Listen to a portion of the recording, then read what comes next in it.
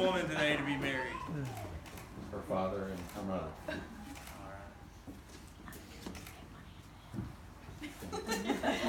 Dylan, she's all yours now, brother.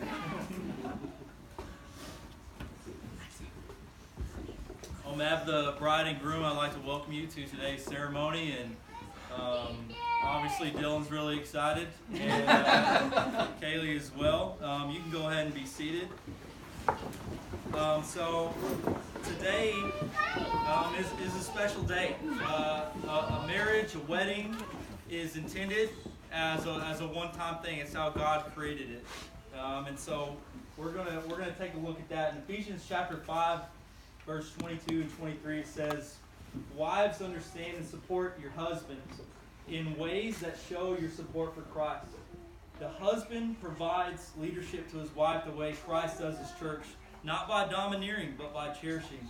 So just as the church submits to Christ, as he exercises such leadership, wives should likewise submit to their husbands. Husbands, go all out in your love for your wives, exactly as Christ did for the church, a love marked by giving, not getting. Christ's love makes the church whole. His words evoke her beauty. Everything he does and says is designed to bring the best out of her, dressing her in dazzling white silk, radiant with holiness. And that is how husbands ought to love their wives.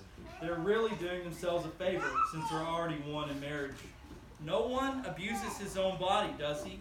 No, he feeds and pampers it. That's how Christ treats us, the church, since we are part of his body. And this is why a man leaves father and mother and cherishes his wife. No longer two, they become one flesh. This is a huge mystery, and I don't pretend to understand it all.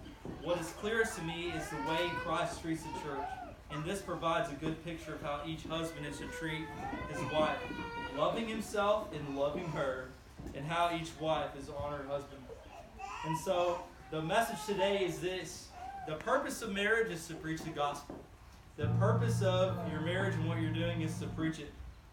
I was thinking about this, and marriage is interesting.